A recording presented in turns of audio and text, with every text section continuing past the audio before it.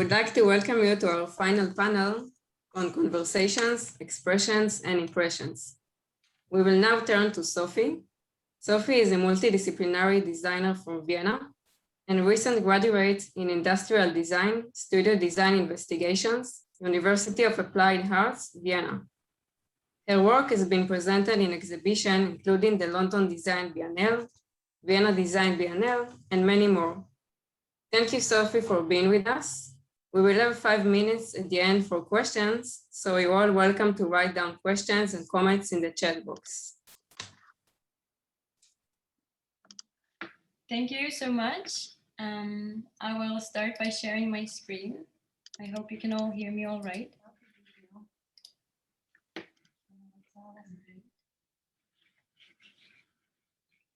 So thank you so much for this kind introduction, and thank you for inviting me to speak at this conference. It's been a fascinating 3 days with so many super inspiring talks, and I'm honored to be wrapping this up in a way. So I'm a multidisciplinary designer, and in my work, I investigate evolutionary mechanisms under anthropocentric influence by envisioning future scenarios of multi-species cohabitation. So my previous research builds on the reciprocity between nature and the human being, asking why we're making this distinction in the first place, and also having a closer look at the imbalances the humankind has inflicted upon biological processes. So by using storytelling and world building as my creative tools, I envision future ways of living together on this planet in a rapidly changing world. And I'm very happy to be giving a talk today about my recent project, First Encounters, here at the Human Animal Relations Conference. And as already said before, I will leave some time for questions in the end. So one of the theories of how COVID came into existence is based on the possibility that two species met that hadn't met before. If it wasn't for the wildlife markets, the pangolin might have never encountered the bat. The pangolin is one of the rarest wild animals sold on wildlife markets, and the bat's feces is one of the most common virus carriers. So due to the molecular surface of the virus, it's very likely that the bats transferred not the virus directly to the humans, but via animals that functions as intermediate hosts, possibly sold in wildlife markets, where the excrements of the bat drop onto the animals and serve as a primary transmission path. So over millennia, the behavioral and movement patterns of species around the globe had been geared to each other, producing an equilibrium. With anthropocentrically induced changes in climate, however, those precisely tuned patterns start to shift, affecting rhythms in fauna and flora. And even minuscule alterations in phenology can already cause cascading effects in the local ecosystems, which due to the globalization and flows around the planet, manifest and visualize in the global ecosystem, producing consequences that we have trouble to causally connect and absorb. So patterns of movement suddenly start to become patterns of encounter. For example, if bud burst happens a day later every year, will it still coincide with the bee? Or when storks set off their journey just a couple of hours later, the odds of meeting other flocks of birds or different species on their way are high. So what happens in this one moment of encounter? What consequences might this hold for the birds and eventually for human life? But first of all, what do we actually understand by this term encounter? And what happens in this one complex moment in which the human is not present? So on a philosophical note, in 1,000 Plateaus, Deleuze and Guattari proposed the concept of a rhizome as the metaphor for knowledge and learning, and as an alternative to the common metaphor of a tree or more ordered hierarchical structure. The rhizome being designed as a structure without beginning or end that is defined via its relations and connection paths between individual elements. So they make the point of how the process of understanding really is all about these relations, speaking of the term becoming as an alternative to how we think and perceive things. So they applied this idea to the biological narrative of orchid and the wasp, describing how they're both defined via the relation to the other, and how they're encountering the orchid plus wasp produces something entirely new, which is more than just the sum of its parts. So what's essential here is that the encounter between these two entities creates a new reality, a new becoming. The wasp being defined via its relation to the orchid and vice versa, producing this kind of mutual dependency of being. According to Donna Haraway, every kind of coming together, such as, for example, two people meeting, produces an emergent opportunity out of which other kinds of life may be cobbled together. But the possibility for something to exist on this planet that really wasn't there before emerges out of encountering.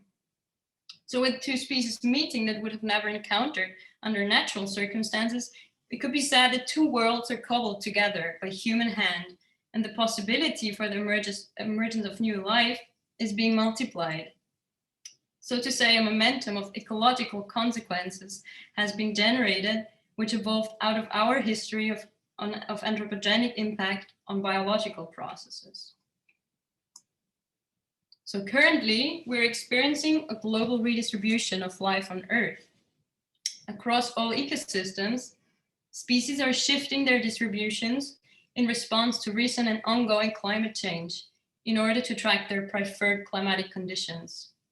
So this creates novel species interactions, as species that have evolved in isolation from one another now come into contact for the very first time. And with this shift in global animal movement patterns, species will not only cross into new habitats, but also new geopolitical areas. So these climate-driven species movements are summarized under the term species redistribution ecology, which originated in a conference in Australia in 2016 as a field in its own right, so to say, with research on species range shifts dating back only 20 years. So it's a super recent field of research. So in the age of the Anthropocene, via the arm of climate change, the knock-on effects trigger the reconfiguration of species communities at a global scale, and also restructuring processes of entire ecosystems. Human impact on climate change is by no means comparable to earlier shifts in global climate. So the common approach of explanatory ecology is limited in its effect, and researchers are working on anticipating future redistributions of the Earth species through the lens of anticipatory ecology. By definition, anticipatory ecology intends to forecast future states by inferring possible trajectories or behaviors of the system based on parameters likely to be impacted by anthropogenic factors, such as predicting the effects of climate change on species, communities, and ecosystems. And this leads to my central research question of the project: what happens if two species that have never interacted before are now going to encounter due to anthropocentrically changed climatic circumstances? What if you would push the consequences through the entire chain of trophic interactions? What if an encounter, for example, takes place at one place in the world, but its repercussions reach around the globe and ripple back? So what if anticipatory ecology meets speculative design? Through an interdisciplinary approach of combined forces, not facts versus fiction, but rather facts with fiction, which is the project inherent approach. The current pandemic has shown how the impact of the encounter of bat and presumably pangolin on a wildlife market can travel the globe within days. Now, with more species inevitably crossing paths in the future, events like these are expected to happen more often. The ecological momentum generated by first encounters unleashes a chain of consequences for human lives. Shifts in foundation species can initiate cascading effects on other species and act as biotic multipliers of climate change. Starting in the transformation of local ecosystems, consecutively impacting the global biosphere, generating impacts which surface in human systems of trade, food security, geopolitical policies, jurisdictional structures, as well as human health. So affecting the very architecture of our systems Impacts call for the restructuring of societies and shared spaces, raising questions of multi-species habitats. So the research and design project First Encounters tells the stories of species encounters, building on empirical data of documented species range shifts, developed in close exchange with scientists from the fields of evolutionary ecology, animal migration, and marine biology. The investigation drafts scenarios of documented and potential first encounters and envisions possible consequences for our human lives and systems through the lens of speculative design, a project to visualize the entanglements of the planet's ecosystem with human-made structures and the vast complexity of trophic cascades. So the project seeks to unravel some of the ecological complexity that lies beyond our grasp, and transforming empirical facts into an emotional reality. The project's mission is to make the consequences we set off with our own actions a spatial experience. The stories cover three typologies of species range shifts that surface in scientific data today, which are a poleward shift on land in the Arctic, upwards in elevation in the air in Central Europe, and into cooler waters in the oceans of Australia. So these areas depict three ecosystems that respond to climate change faster than the global average, producing shifts in habitats that can be observed already today. So the project speculates about possible consequences for us humans and drafts potential scenarios for futures full of uncertainty. So no one knows what the shift in species distribution will trigger in detail, but we know for sure that the dynamics generated by first encounters unleashes a chain of consequences for human lives. So against this backdrop now, the craft of speculation reaches new dimensions. A speculation might come just as true as anything else. So most of the facts are already out there, but we cannot grasp them due to the level of abstraction. So in my project, I want to bring it a step closer into present day by making potential consequences tangible and emotionally relatable, asking what would it feel like? So using speculative design as a means to make other futures imaginable. So upon the encounter of two species, innumerable possible impacts may evolve, as each step in the trophic cascade produces yet a multiplicity of options how the ecosystem could react. So in the three prototypical stories that I tell in my project, each encounter produces two possible chains of consequences that travel the exhibition space in parallel. And I will now be showing the encounter of polar bear and grizzly bear, an encounter that has already been documented in Arctic Alaska and shows some potential impacts. So here's a video.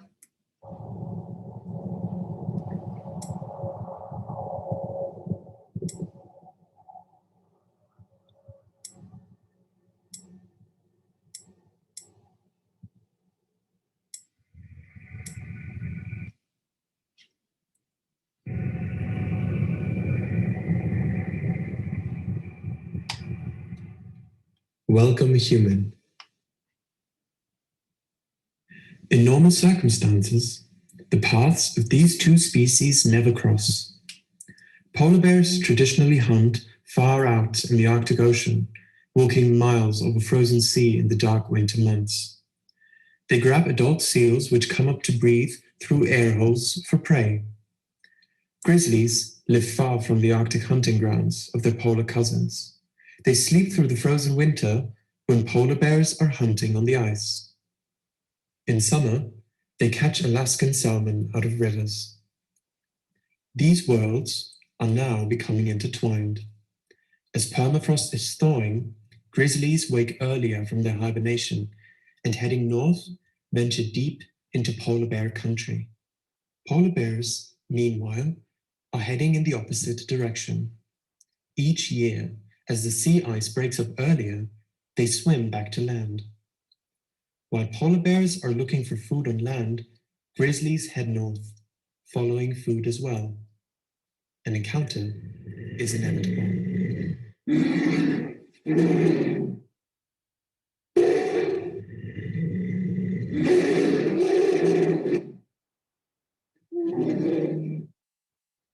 The polar bear is looking for food on land, which is to him new territory. Polar bear and grizzly become competitors on the same ground on their search for food. The polar, historically only roaming on ice, struggles with pathogens in the soil, to which its immune system is not adapted to. The polar bear gets sick and soon after dies, exhausted from the warmer temperatures, lacking the desperately needed calories he usually gains from fatty seals. Without the polar bear, the seals now thrive, lacking their main predator. The abundance of seals leads to a fight for food within the species, resulting in a decline in fish populations. Fishermen haul empty nets in their fishing areas. With less fish to catch, increasing pressure is put on fishing rights for the remaining fishing territories, resulting in territorial conflicts in the geopolitically already tense situation in the Arctic. Upon encounter, the polar bear interbreeds with the grizzly, producing fertile offspring. The hybrid bear shows behaviors of both species. Being better adapted to the climate-changed landscape and the Arctic tundra, the species prevails against both its ancestors. Taking over the diet from the grizzly parent, the hybrid bear feeds on Alaskan salmon, leading to a change in the local ecosystem communities as the freshwater salmon population declines. Indigenous communities struggle to maintain their spiritual relationship to the species and are changing their songs, stories, and traditional practices to match the vanishing populations of salmon. So this idea that one encounter produces multiple impact narratives also manifests in the spatial concept for the project, integrating the cascade of ecological momentum into its floor plan. So as a spatial installation, the project leads the story around the visitor to connect cause and effects and to bring the human back into relation to the dynamics he set off. The curatorial narrative of the project integrates the visitor as a vital element into its storytelling concept. With the entrance of the human into the story and into this arena of encounters, the dynamics are kicked off and the human is now left to observe as the cascade unrolls. Impacts travel through the exhibition space as they travel around the globe, connecting remote encounters with direct tangible impacts. So as human species, we are standing in the center, but in the center of consequences and only have observer status. And we understand that the only option left now is to adapt to the changes that we have set off. And as a brief overview, the other stories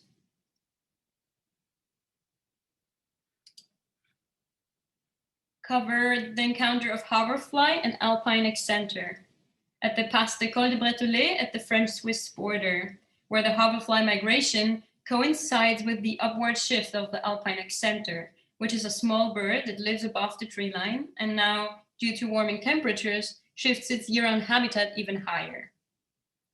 So on the one hand, the impact of less hoverflies reaching the destination in Spain reflect in harvest losses, while impacts in the local ecosystem cause soil erosion and landslides as plants that remain unpollinated die out and can no longer hold the ground together, impacting tourism and the building sector as hotels suddenly stand in red zones for avalanches.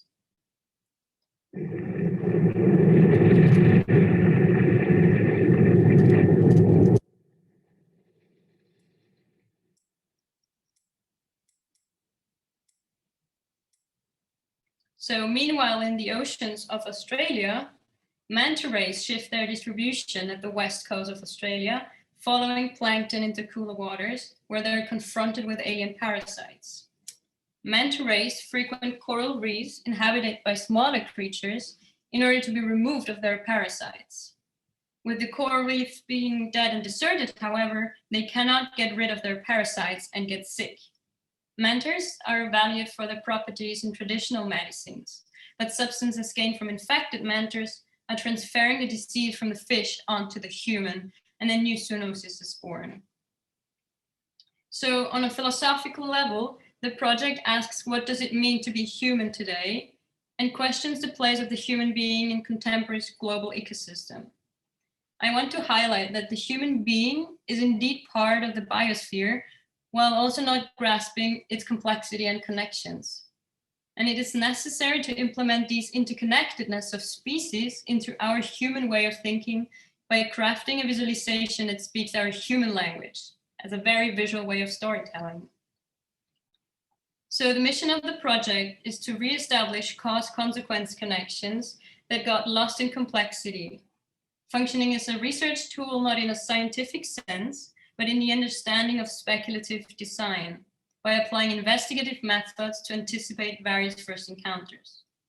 By investigating multiple potential futures, the project's mission is to train us to navigate uncertainty as a way forward in this new normal.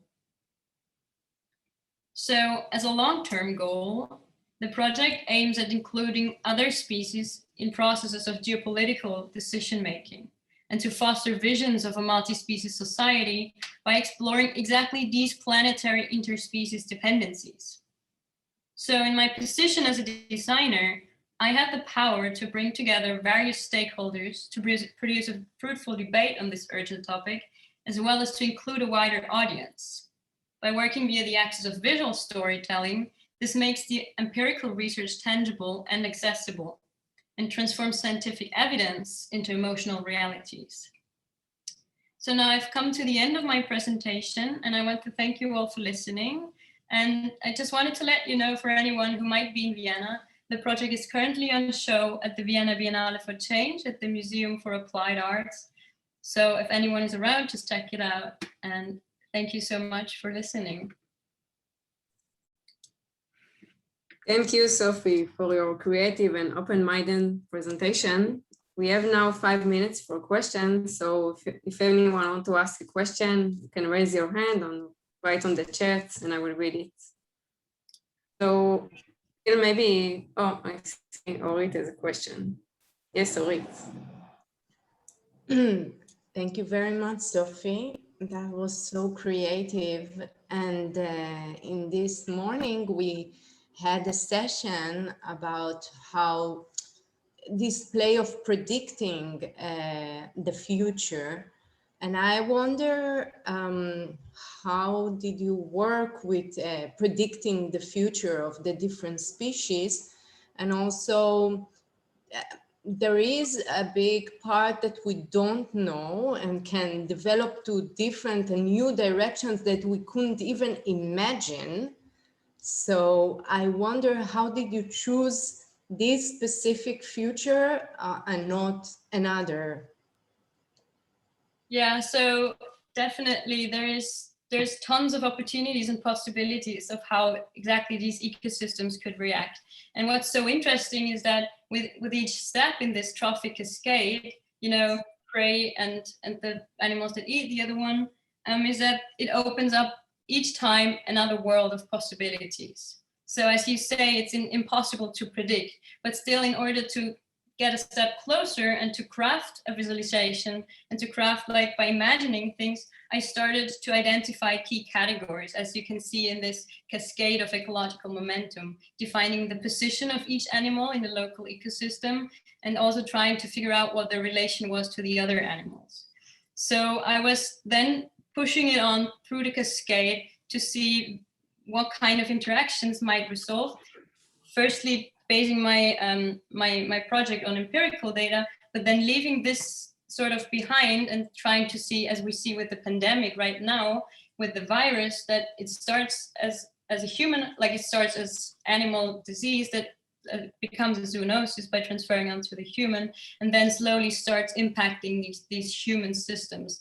So we see with the virus, it's a health problem, but that manifests in all different categories of human life, starting to impact economy, starting to impact real estate, even, as we see people have fled New York, for example. So it's like, it's reaching through all these aspects of human life. And it's, for me, the key part of the project was to show the scope of complexity, to show that each of these encounters produces multiple potential impacts, and also just to show the variety of sectors that it impacts, and also to show that, yeah, we cannot we cannot say for sure what's going to happen. So we really need to start learning to tackle this term uncertainty and to start to feel more comfortable around navigating these futures. So it's really just like pushing and trying to get a visualization in a way to make it imaginable.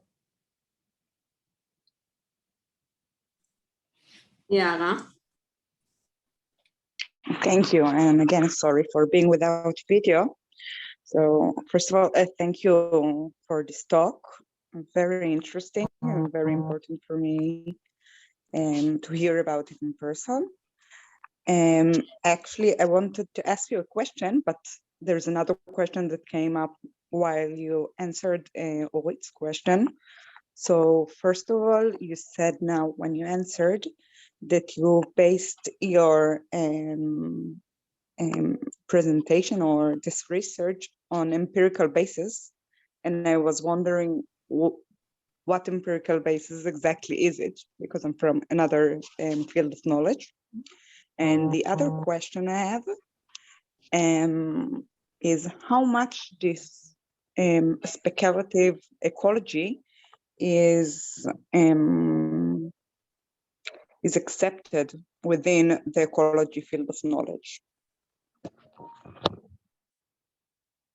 So to start with the first question, how much and what kind of empirical basis that I based my project on.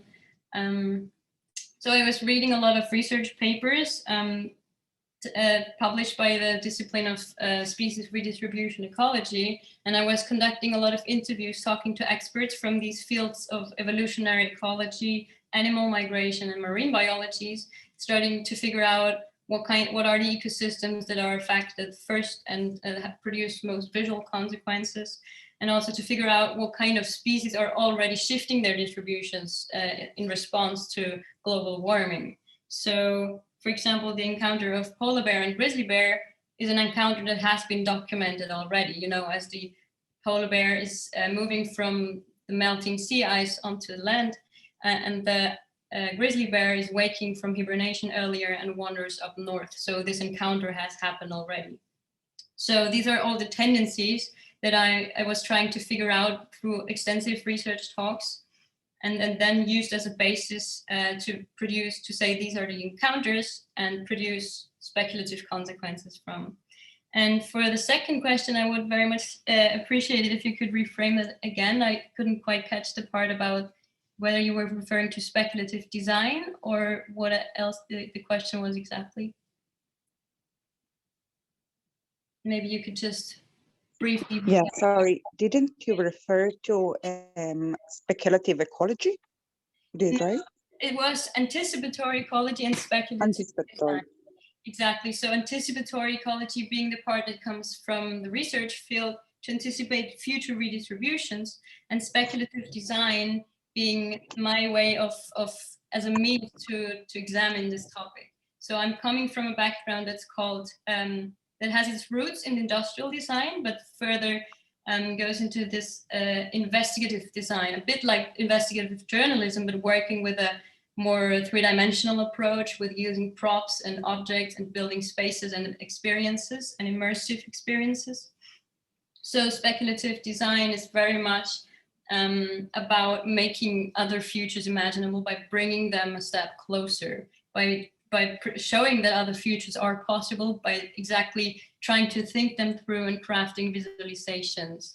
And it's still a very also a very recent field, the speculative design part that's gaining more and more momentum right now, but it's still also in the coming, I would say. Thank you. So I mixed both concepts. Exactly.